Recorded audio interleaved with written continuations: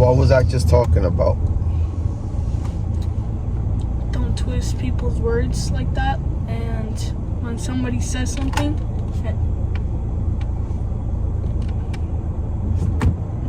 So what was I just talking about? when somebody says something like, hey, you're an idiot. You can't act like that.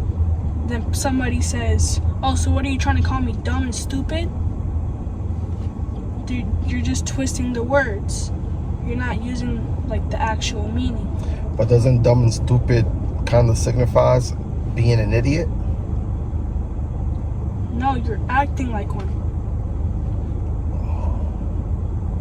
That's a good way of clarifying what you just said. Continue. That was good. Acting like an idiot. Yeah, you just acting like one. Yeah. And then somebody's like, don't call me dumb. I never called you dumb. Mm-hmm. I said stop acting like an idiot. That's what we call gaslighting. Yeah, you're gaslighting me. You're twisting. You're manipulating me. That is a certain type of manipulation. It is a form of it. That's what we call gaslighting. When they twist your words and they take what you said and they define it differently as far as it was intended. What else? Can't think of anything. What else you want to talk about? Nothing else. That's the point of it. Let's change the conversation and talk about something completely different. Go ahead, you start. You're 12. You should be able to do this. What? You're 12 years old. I was already working by the time I was 10. Now, that's not to throw things in your face or anything like that, because I'm not comparing either, because it's a different time, it's a different year, it's a different state, it's a different generation, it's a different environment, all that. Definitely. So that's because I was working at 10 years old doesn't mean I expect you to be working like that. But can I get your ass to be working like that? Yeah, you damn right. I could take your ass to my job and put your ass to work. And I've already done that. And you've already gotten paid for that. So let's not act like you've never worked either. You know? Would you ever treat me like how your parents treated you? I wish I could. I wish I could. It's just hard because I know where you're coming from too. But with that being said, I also know where my parents were coming from as well. They instilled a lot of morals. They instilled a lot of discipline and responsibilities within myself. For an example, I had to wash everybody's clothes in the house. It's crazy.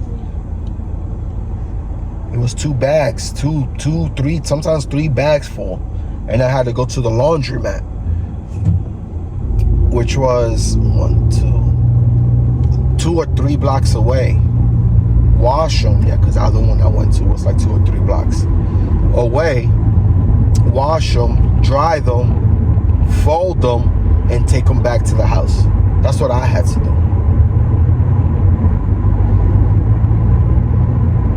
And I was always bitching about that. I was always like, damn, but why it has to be me? Why just me? Why just me? Like, she would send my sisters like to help me fold or something like that. Most of the times they never even came, or by the time they came it was already too late and I was already done. Sometimes they came on time and we did it together, you know, especially the big ass quilts. The big quilts, king size, queen size quilts, yeah. But sometimes they wasn't there and I had to learn how to do that on my own. And that's the point of me even saying this. God bless you. That's the point of me even saying this. I had to do that all on my own. And because of that, I learned to depend on myself. I learned how to do things on my own. And I'm grateful for that independency that they instilled on my mother. Let's be more specific. That my mother instilled within me. So I understand your point when it comes to, like, as a kid, like, damn, but why me and all this, like, that's how I felt like that. But now as I'm an adult, now I can understand why my mother did that to me. Like, yo, this is what you're doing, blah, blah, blah. But, you know, I was obviously always keeping your room clean and stuff like that, you know, always maintaining yourself. Your hygiene as a man is really, really important, and it's not just for the ladies, Mike. It's for yourself too. Like you like your haircut? Yeah. You think you look good? You look fly? I look good. I love that. That's what's up. You should feel like that. Yeah. So it doesn't matter what anybody else thinks, right? You did it for yourself, right? Yeah. And why did you want to get it? Because you just wanted to get it. Yeah. You look, whatever. It wasn't for nobody else. It was just something that you wanted to get it, or something that you wanted to try, or something that you wanted to experiment with. You know, I told your mom. I told your mom. I ain't ask your mother anything. I told your mom that, yo, so Mike wants to get curly hair. She's like, oh gosh, and all this and all that. And I'm like, yeah, but you know, he's at that age where he wants to experiment. I'll take that back. I said something before I said that. What I told her was, but you know, he's at that age where he's finding his own identity. He's still trying to figure out who he really is and what really fits him. So he's experimenting. That's when I said that. So he's experimenting with different looks, different way he dresses, you know, stuff like that. Like, he's just finding his own identity. And as parents, you got to give them that freedom. Now, you see, that's another thing that I learned from my parents. But not because my parents did that. It's because my parents didn't do that. They didn't let me find my own identity as a kid. They was harsh. They was hard. No, this is how it was. Now, I'm not blaming them because that's how they was raised, and I get it, you know. And they was probably softer than the way they was raised. But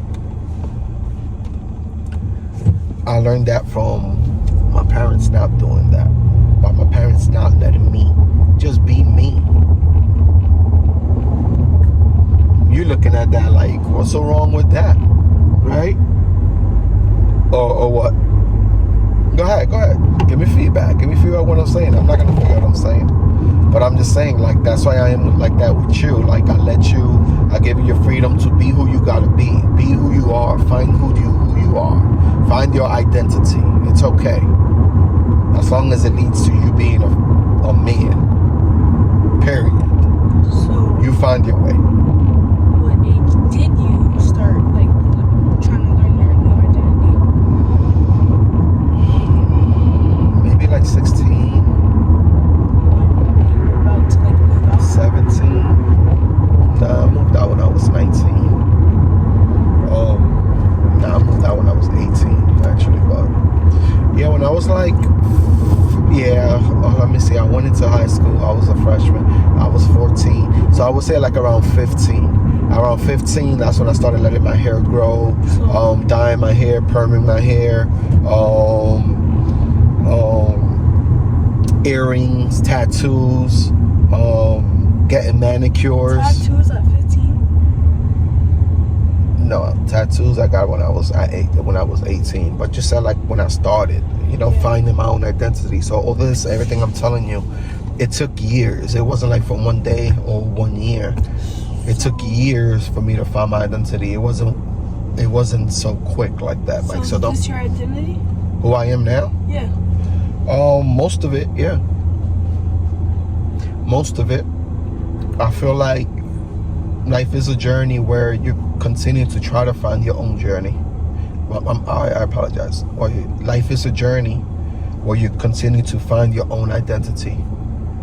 Because your life changes, and because your life changes, your path changes, you know?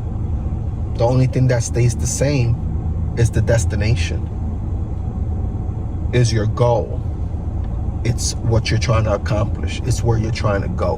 Wherever that is, that stays the same. But your path towards it is going to change. So I feel people feel like from here to that's how it is. But actually, the journey is like this, and up and down. It's 3, 4, 5, 5th dimensional. It's life. So it's okay to be optimistic and hope for the best and stuff like that. But it's also good to realize and be aware that shit is gonna get fucked up, and you gotta take account for that. And not just that, you gotta be aware of that. Meaning that when it does happen, you don't get discouraged. You don't quit. You don't give up. You keep going towards that goal. You thought it was 1, 2, 3. It turned out to be 1, 3, 2, 2, 3, 3, 9. It doesn't matter. The goal is always to get there. And it doesn't matter how you got there. As long as you get there. I'm not here telling you be disrespectful, kill people, steal from people, or do fucked up shit. All I'm saying is that sometimes you're going to have to do some fucked up shit to get what you want.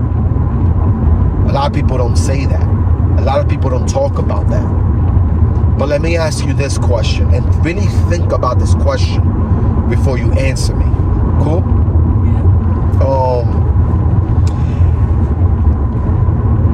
I'm a business owner and I sell apples. I sell apples for $1 each. I get them for 50 cents each, so I make 50 cents out of each apple. Do you understand that? Yeah. Okay. Somebody comes and stole the apple from me. How am I gonna feel? Do I care about what's the reason that person stole the apple? They stole from me, yes or no? Yes. Is that fucked up? Yeah. Okay. Because I was robbed, right? Yeah. Let's switch it around. Let's say I'm hungry and I have a family and I need to feed them, but I don't got a job. My life is downhill right now. And I go to the market and I go and I steal an apple and I don't even eat the apple. It's just to feed it to my daughter that was just hungry. Half for my daughter, half for the mother. Because that's my family. And we're homeless. We living outside. We don't even have an apartment. Was that fucked up what I did? That wasn't fucked up. Do you understand what I mean as far as sometimes you gotta do some fucked up shit to get what you want? At the end of the day, we all gotta eat. But we all should have morals and respect for each other as well, you know. You know what I would do in that situation? Before I steal it? Because at the end of the day, I'm going to get the apple regardless.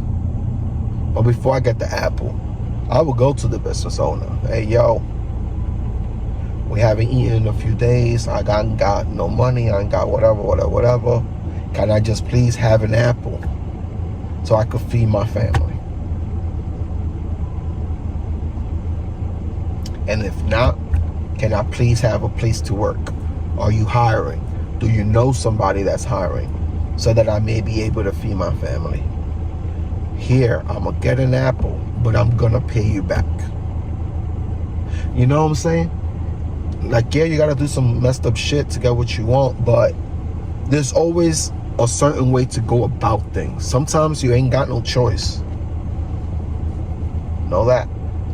But other times you can create one. You can create an opportunity by using the thing God blessed you with, which is the most powerful thing that we have.